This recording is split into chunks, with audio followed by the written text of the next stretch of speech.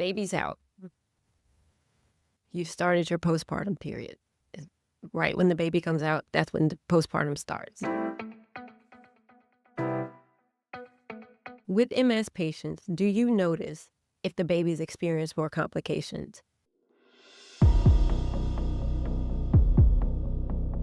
Because they have problems with ambulation, or they've lost some sensation in their lower body. What do you do for those patients?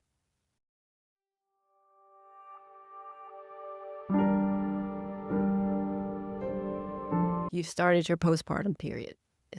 Right when the baby comes out, that's when the postpartum starts. Now you're a different person. Your hormone levels are going to rapidly start changing once the baby is out. Since the hormone levels are changing to facilitate the baby and you, but primarily because you're going to be taking care of the baby, does that have any adverse effects on the mother's mobility? And if it does, do you have any suggestions for it? So when you talk about mobility in the realm of pregnancy, you'll see more talk lean towards the pregnancy period just because of the weight of the pregnancy and the pelvic floor, right? Those muscles and those structures underneath the baby. And that's really where the talk is focused on staying in contact with physical therapy, addressing any weakness. And for anyone who's had a baby, I highly, highly, highly encourage you to see a physical therapy specialist that specializes in pelvic floor physical therapy, because that area just naturally weakens from carrying a baby for 10 months. And so with that, even if there's not a change, so you're saying, well, where's the biggest chance I'm going to have a change or weakening? It's going to be the last part of pregnancy because of the weight of the size baby, right? And baby's growing fast. But then you want to come back into care postpartum to strengthen before you lose the ability to do that again. Postpartum, you shouldn't expect that even with breastfeeding. And I know there's some hormone changes that are continuing on when you breastfeed, but you shouldn't expect the postpartum period specifically to affect. Now, unless you have a setback and you're not as mobile as you're used to being, maybe because you had a C-section and you're just relaxing a lot, everyone's catering to you, right? Or maybe you're not at home and you're with family, and so they are able to fill in. So this is why we encourage early mobilization, get up, get moving in the hospital even, just so you don't have a setback related to mobility. Perfect. Thank you. I appreciate that.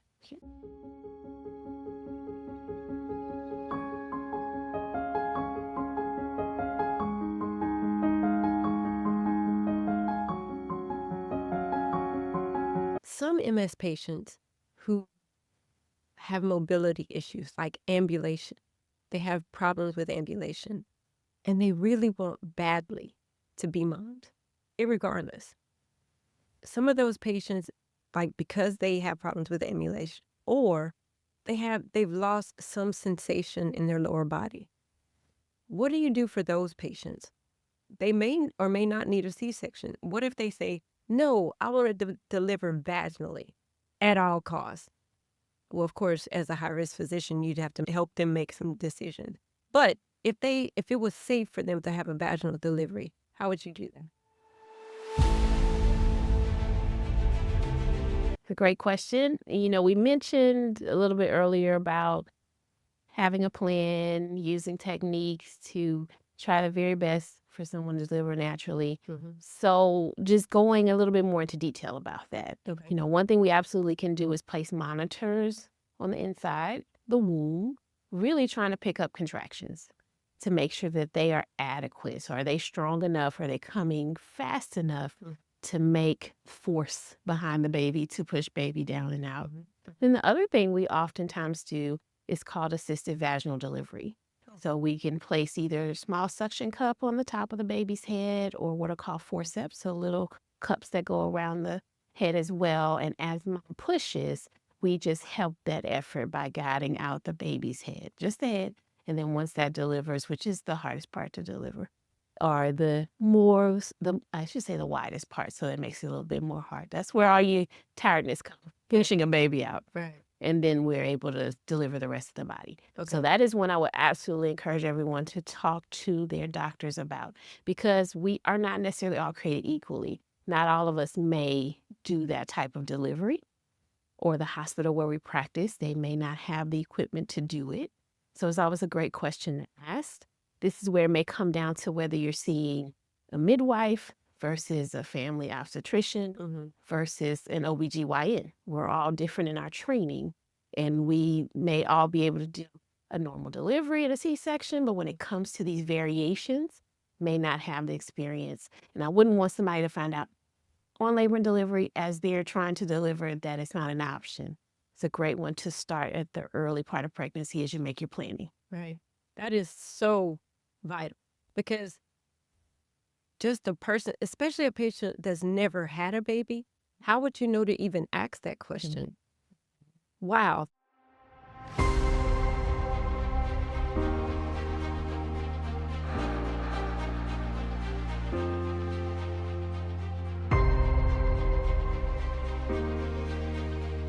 That is an amazing question.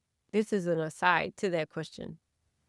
Do you ask your OB that question, that the one that's going to deliver your baby? Or do you ask, who do you ask? I would ask my OB. Okay. I would definitely bring it up after if you are seeing a high-risk doctor like myself, so that we can kind of since give a blessing that a vaginal delivery is safe. And that way, that helps you to circle around and open up the conversation of, really, you're just asking, how would it look when I come in to deliver my baby? Okay. We're all promoting vaginal delivery right now. It's a big national thing. So we're all trying to figure out ways to avoid a C-section. Okay. But it should be well thought out. It's adulting at its best, right? It's adulting at its best. And if you don't know, or if I come in saying I'm gonna use a vacuum, you may think it's a certain way, and it's not. It's not like a vacuum. When you vacuum your floor, you're sucking a baby out of somebody. Even though I don't know why they chose that name. It seems that way. Right. But just getting a better understanding of it, Mhm. because it's shared decision making, Yeah. and we want you to feel comfortable. And it's a dual effort. I can put anything I want on your baby, but if you don't do your part and push, we're not having a baby that way. When babies are born, you can have a perfectly healthy baby that is normal for gestational age. You can have a baby that is preterm or low for gestational age, or just the opposite, a baby that's large for gestational age. With MS patients, do you notice if the babies experience more complications, such as size or prematurity or anything that would be considered a complication for a newborn?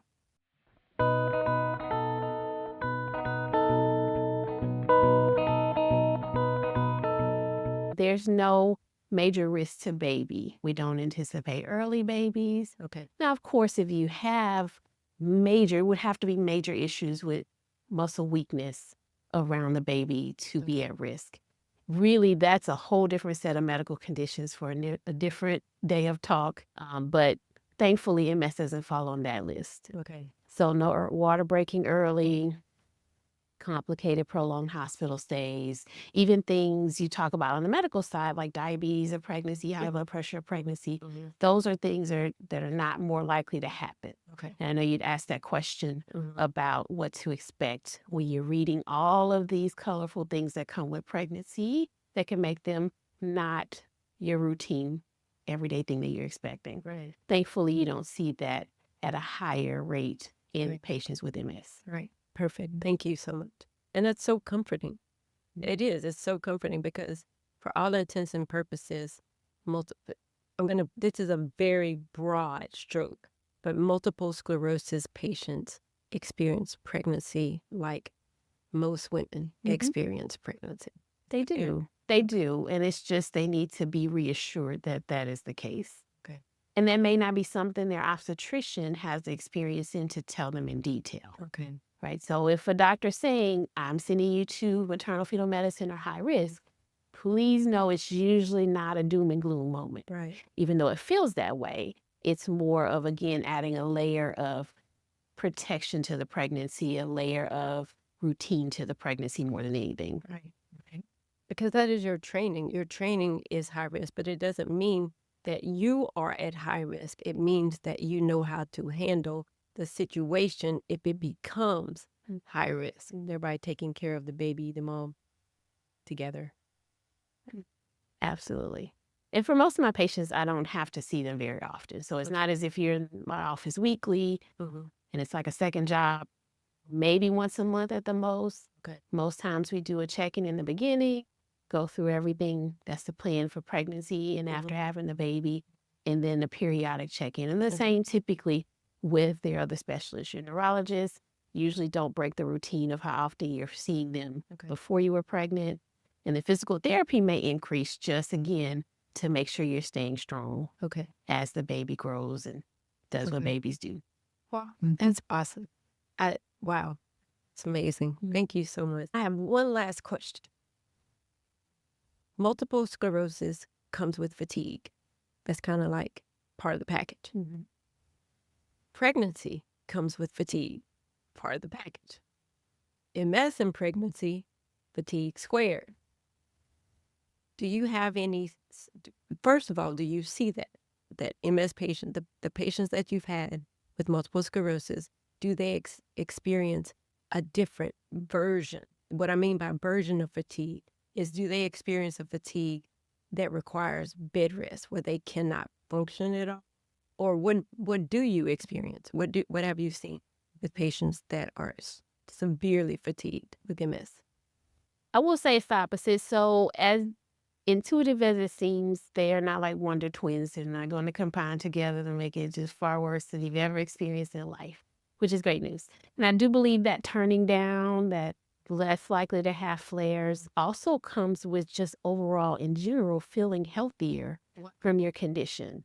And so what I tend to see in my experience is that patients are experiencing the routine pregnancy things at routine pregnancy levels. Okay. Yes, pregnancy makes you tired, right? Pregnancy may make it difficult to sleep at times, all those things, but no more than what's expected and no greater occurring than what's expected. Okay. So it's usually great news. I find most of my patients just come in feeling great. Yeah. And it's a great thing. And they really are able to enjoy pregnancy, which is the point. That's wonderful. That is so encouraging. Well, I would like to thank Dr. Danielle Tate for this awesome podcast, awesome interview, and hopefully it gives MS patients comfort to know that, yeah, there are entire disciplines of physicians that know how to take really good care of you. So you've been doing this for, I know I've known you for 20 years. So we've worked together for 20 years. And who's counting? And she's very good at it. And you've delivered a lot of babies. And how do I know she's good at it? Because I worked with her in 20 years and she's very good at it. So thank you so much for watching.